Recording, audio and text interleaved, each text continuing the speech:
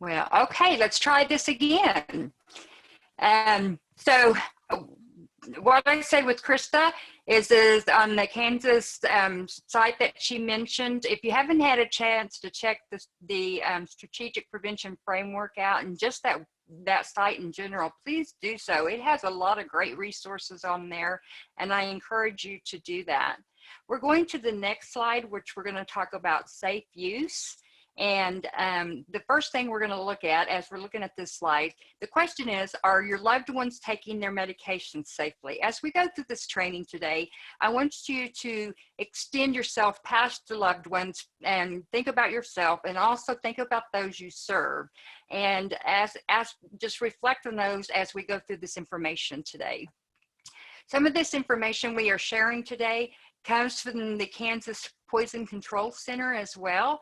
DECA partnered with the Kansas Poison Control Center to provide safe medication use, disposal, and storage.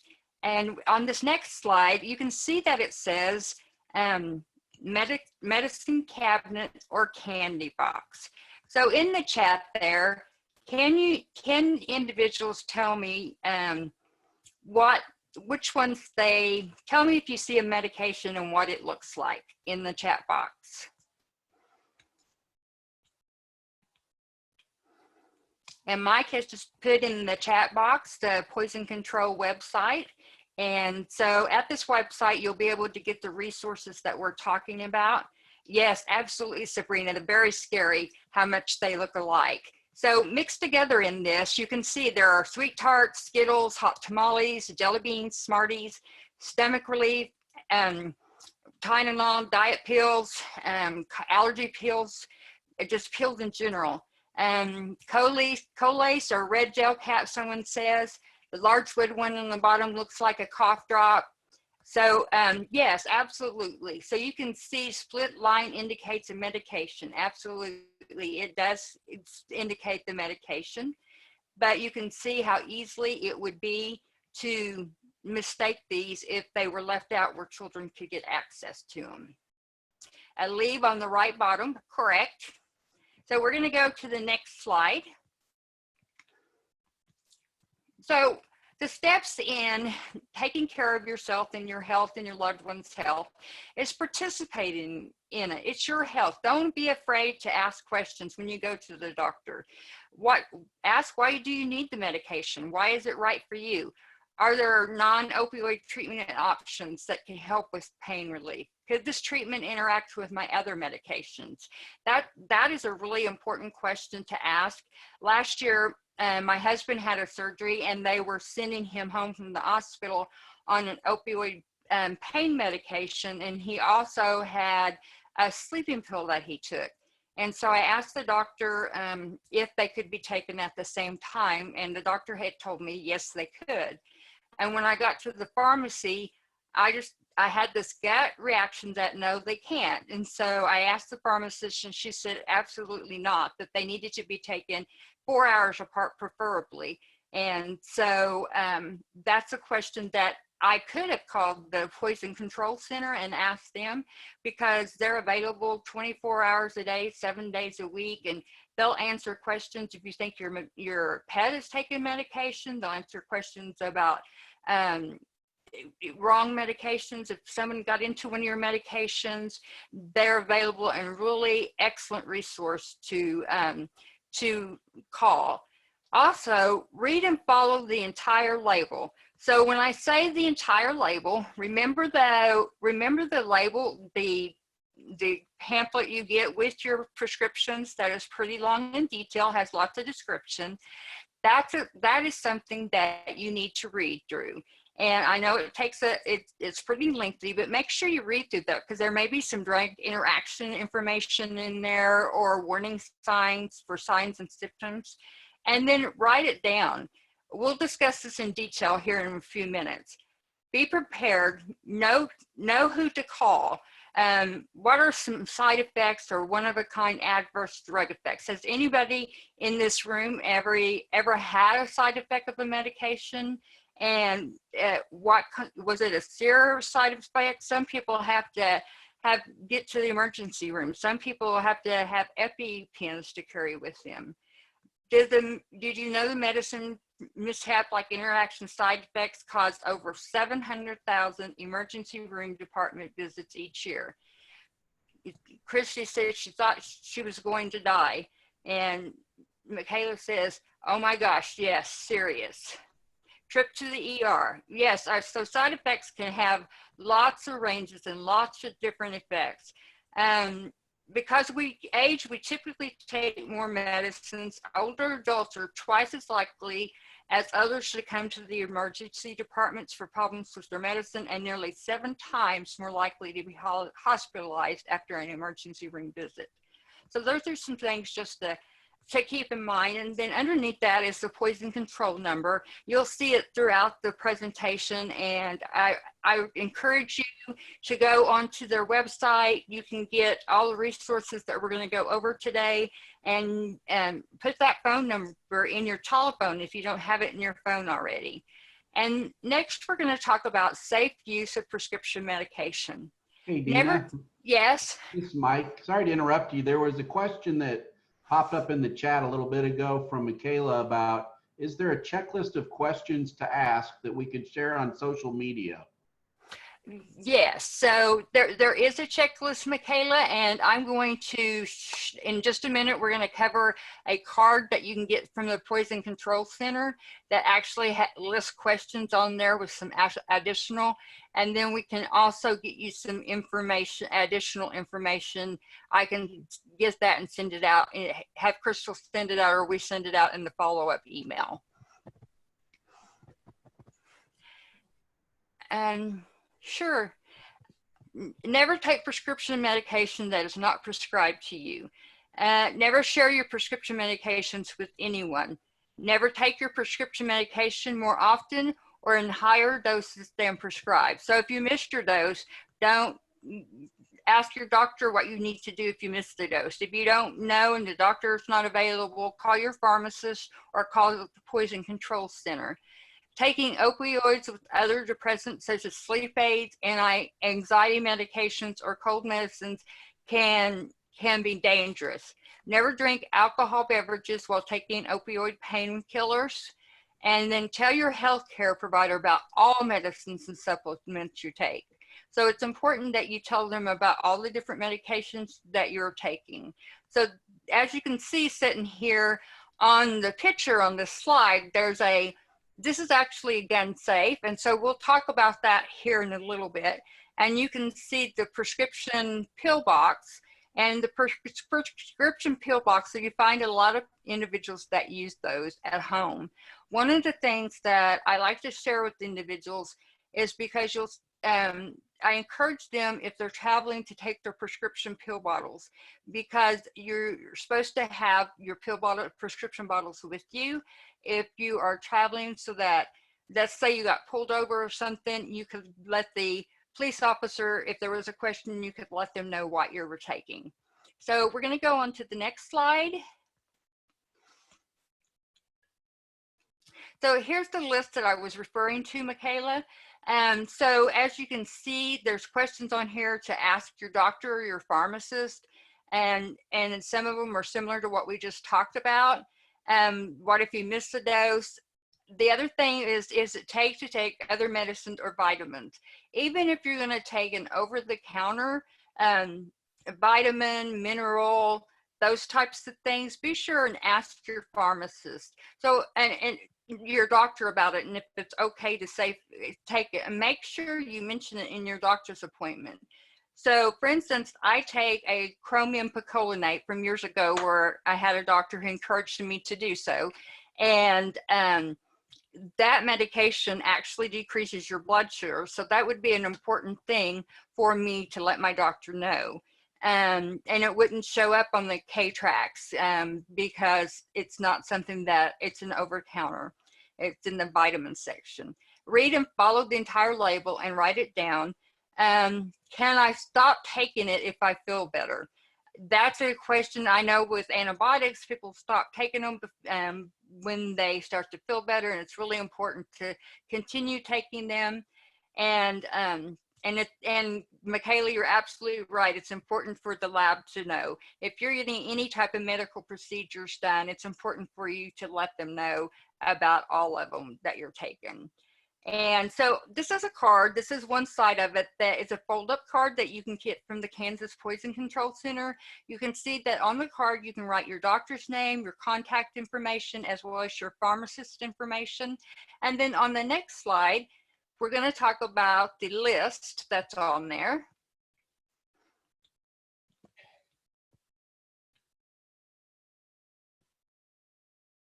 Next slide, please. So this is the other side of that card. So this is a card, again, you can get from the Poison Control Center, and the link is up there at the top, plus we might put it in the chat box. And you list your medications, why you take it, when you started taking it, when you last got it refilled, how much do you take, and when do you take it. So that's all information that you write on your card. And if you go to a doctor or you go to a specialist, then they prescribe you something else, then add that to the card so that you're keeping it current and up to date. And next, we're going to talk about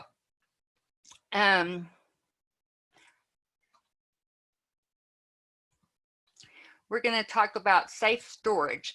Safe storage is so important for us. Prevention, it prevents drug diversion. Older adults are a target population for drug diversion. It helps keep your prescription drugs in a secure and locked location. Know where your prescription medications are at all time, and keep prescription pills in the original bottle with the label attached and the child-resistant cap. Keep your track of your prescription pills are so important.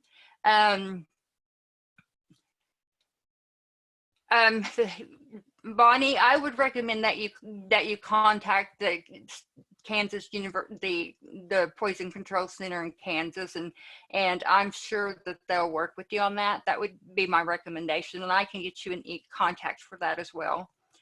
And so on this slide here, you can see that there's two different types of lock boxes. One is a larger lock box that actually came from the office supply section that has the turn number. Well, as I was teaching prescription safety medication storage and use throughout Southeast Kansas, I had an individual tell me, recommend that you go to the gun safe department and you can purchase an electronic version. And you can see on the left-hand side is the electronic version, and that's actually a gun safe that costs $20 from Walmart, and you have to enter a code to be able to get into that box. And so those are two different types of storage boxes that you can utilize. If you don't have your medication in a safe storage or a lock box, I highly recommend that you do so. It's important that you keep them up and away. When I first started working in this field, I went to an open house, a live estate sale, and they were telling us, just make us a deal. Well, there was a huge basket of prescription medications sitting out on the counter, and I went and talked to the lady, and she didn't even realize that they were out there. And so we talked about making sure that they were put up. And so a lot of times it truly is about raising that awareness and increasing that awareness. Now we're going to go on to safe disposal. On safe disposal, we have several options available to us. If you have any leftover medications or expired medications, there's lots of places in Kansas and pharmacies and local police stations that have a prescription drug drop-off box. And you can visit the link, the DEA diversion link, to find out where those are if you don't know where the closest one is to you. That is the #1 preferred way to get rid of the medications. But if you're not able to get to that, we truly want people to avoid flushing prescription drugs down the toilet because it goes straight into our water system, and that's not something that we want. And until May 10th, you can actually go to the deterrasystem.com and request free Deterra bags, which are prescription safety disposal bags that you can utilize and you fill your medication, put your medicines in it. It'll tell you how many pills it'll hold or how much patches it'll hold, and you fill it up with water, and then you're able to throw it away. If you don't have availability to any of those options, then you and you must throw them away. You can mix them with cat litter or coffee grounds. I recommend that, and destroy the label. I also recommend that you add an oil or something in there just to help break those pills down a little better. And so these are all options for safe disposal. And I'm going to go on because for time purposes. And then we have naloxone here, which where you're going to be hearing more about naloxone over the time. We did a naloxone training not too long ago. So I'm just going to briefly touch on it. Naloxone is an opioid agnostic. If there's an overdose, then the naloxone is just a nasal spray, and it knocks the opioids off the receptors so that the respiratory system can start breathing again. This one is the nasal kind, as you can see there, and it's so easy to use. And we have a training on that. If anybody's interested, please reach out to Krista or myself, and we can get you connected to that. And on our next slide, you can see that there are some places that you can get naloxone or Narcan. Narcan nasal spray for the public library programs. They can go to narcan.com, and they can request up to 1 carton, which is 2 doses, plus they'll receive educational materials. And then a Narcan nozzle spray for the high schools, colleges, and universities. They can receive up to 2 cartons of nasal spray, which is 4 doses. And then the colleges and university can receive up to 4 cartons. And that's all at no cost. And the YMCA programs can also request it, and they would get 2 doses plus educational information at no cost. Plus, in the future, be listening and looking out. We are going to have some other opportunities arise that we'll be informing everyone of. And then on our next slide, we have the opioid prevention resources. So it's kind of small here, but as you can see, there's just tons of resources. These are the prevention resources that I literally took out of the state plan and copied and pasted on these slides because I wanted you to see the all the available resources that you have in Kansas, and they're put together for you in one spot. So so that's important to see. When we're thinking about prevention efforts, we want the public health approach thinks upstream. And, you know, when people are drowning downstream, then we want to go up the stream, and so that we can figure out the solution before people fall into the river and before people get hurt.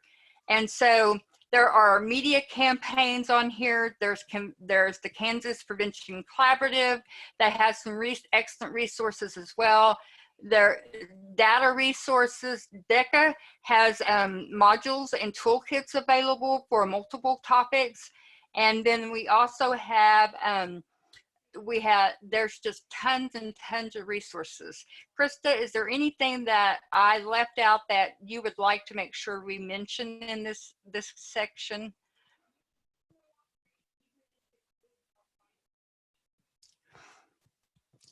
Okay, on the next slide, you can see that we have another slide of opioid prevention resources, and we have Generation RX, Out of Reach, Drugs to Destroy, Too Good for Drugs, Kansas State University talk on opioids, Kansas medication disposal, just tons and tons of resources there. And there's the link where you can go find all of those resources starting on page 91.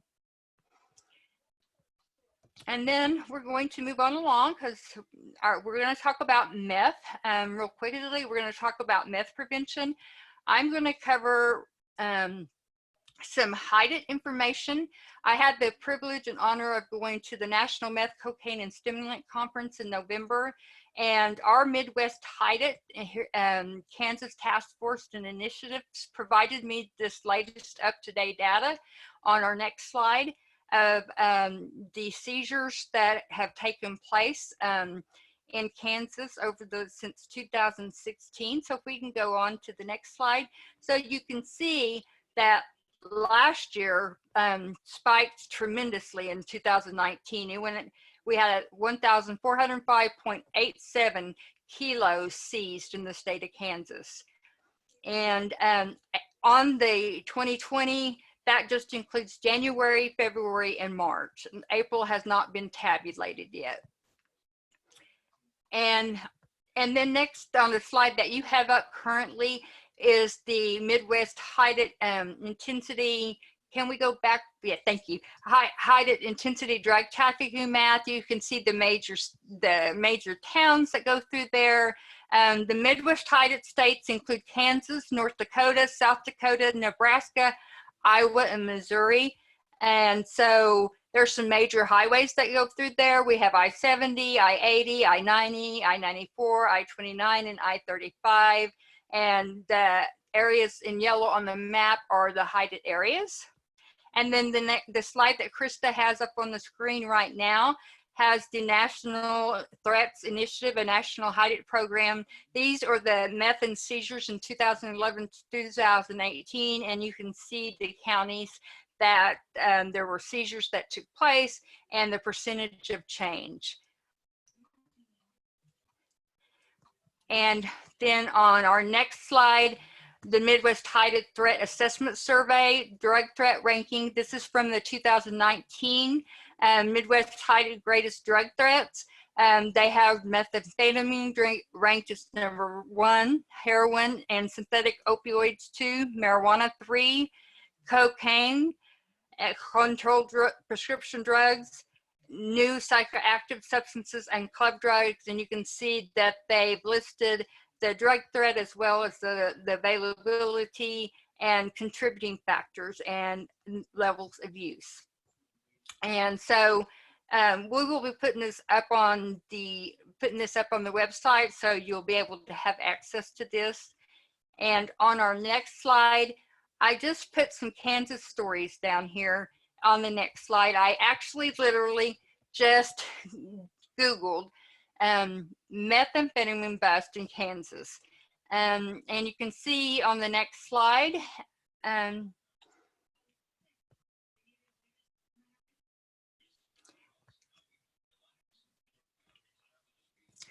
so we just have the Kansas story. Just in a matter of 5 minutes, I came up with all these different stories that we have, all these different families, all these different individuals, agencies that are being affected by meth. So you can see that it truly is a state, community, individual, family level issue in our state. And we're going to go on to the next slide. And I just want to say that there's tons and tons of resources, and I have additional resources on meth that I could not include today. So if you want any specific information, please just send me an email at dkemp@deca.org. On our next slide, I feel like it's really important as we're talking about any type of substance use that we talk about it from a disease perspective. To help diminish the stigma that is attached to it. As long as we have a stigma attached to individuals who struggle with substances, then it's hard for people to truly reach out and get help. It's hard for them to feel like they are truly valuable. So you can see on this slide, I have diabetes and carbs, substance use disorder, and meth. And the definition of a disease is a condition of a living animal or plant body or of one of its parts that impairs normal functioning, is typically manifested by distinguishing signs and symptoms. So as we look at these, there's a story behind this slide. So I have a dear lady in my life, a precious lady, that she struggled with using meth for many years. And I received a call one day from her parents that she had been taken to a hospital. And I went to visit her in the hospital, and she was in a coma. And as I was by the bed talking to her and just really standing there and just really thinking about everything in her life and how precious she was, it was a light bulb moment for me. I had worked in treatment and substance abuse and domestic violence for many years. It was at that moment that the light bulb came on, that this truly is a disease. It affects the brain. So, you know, with diabetes, I have diabetes. And so the insulin's not made, or it's not utilized. With meth, the brain and body become dependent on the stimulant. And then, you know, patients know too many carbs can increase their health risk, and patients know that meth increases their health risk. But just like the carbs, don't stop. Individuals who have diabetes don't stop eating all the carbs sometimes that they should. I'm talking about myself specifically right now. I know that it can cause medical problems. She was the same way. She knew that it could cause medical problems, but she was unable to stop because the dopamine, and the more she used, the more the dopamine was depleted and the more she needed. And no one in her family knew that she had relapsed. And she ended up with MRSA, and we did lose her. But it was at that moment that I realized that it truly is a disease, and we need to share with others, and we need to talk about it in that manner so others will reach out and get the help that they need. And we're going to go on to the next slide because I am running short on time. So we have what is meth here. Arizona Hide It Meth 360 program, and you'll be getting that link, has lots of resources available on there. That was one of the workshops that I had the privilege to go to, and they said that we can utilize any of those resources that we wanted on their site. So I've included that information for you, and we'll go to the next slide, which is an example of one of their slides from their presentation.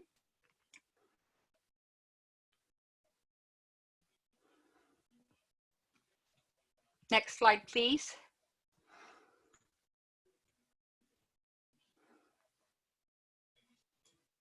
So what is meth? It is a powerful stimulant that people become highly addicted to.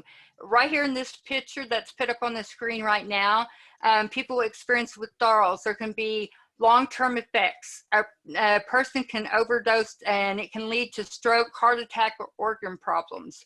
The most effective treatment for methamphetamine is so far is behavioral therapies. On the screen here is some Vyvanse pills, with ADHD medication. That's a form of stimulant as well as cocaine. And so there's lots of information available. Meth can cause major symptoms. So intense drug cravings, depression, shakiness, violent behavior, paranoia. You'll see individuals scratching a lot because they feel like they have bugs on their skin, and they end up with major dental problems and skin issues. So these are all side effects that happen as a result of meth. And we'll go on to the next slide. And so effective prevention planning and strategy. This is the SPIF. I felt it was important to put this in here, that these are the SAMHSA strategy types, the domains, address, target population. We will be having an implementation, the SPIF training, as well as an evaluation, where they'll cover more detail on how you evaluate those different components. So we're going to go on to the next slide.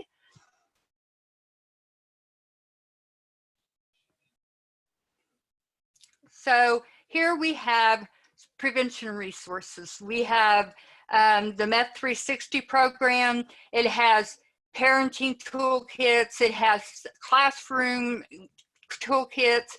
It has posters, it has door hangers, it has lots of resources available. The Kansas Prevention Collaborative, I included the matrix here that has lots of evidence-based strategies. The Foundation for a Drug-Free World, this was a free program that I found online that you can get one free package per teacher. And so I've included that. There are lots of states several states out there who have different meth programs that you can check out their resources and what they're utilizing. And then one really great resource as well is the National Institute on Drug Abuse. And so I included that link. They have games, they have tons of resources, and you can use any of their information, and their website says take it and use it. You don't have to have permission to utilize it. Are there any questions?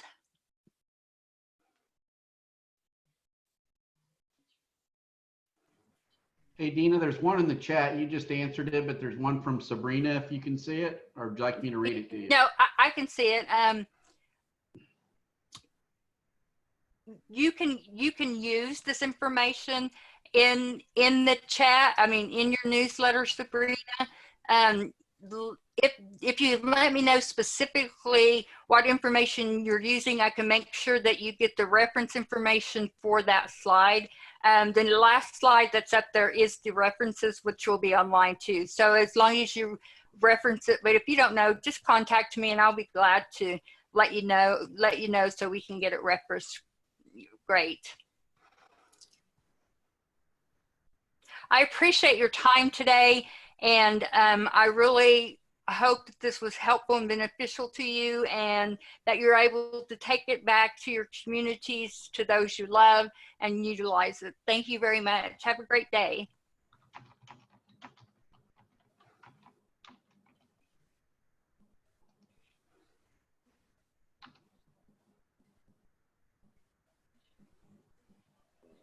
Guys, before you take off, we've got the evaluation link coming up in the chat. So if you would click on that and take that evaluation, we'd really appreciate it. Like Dena said, we've got more trainings coming up. So the more we know about how better we can serve you, we'll get those evaluations and get your opinions and suggestions. We'd really like to hear from you. So make sure you take that survey. It won't take you but just a second. And that way we can get heard from you what you would like to see us do. So thanks for attending today. You have a few more minutes back on your end, and reach out to Dena, reach out to Krista, reach out to your community support specialist, and let us know how we can support you. Have a great afternoon.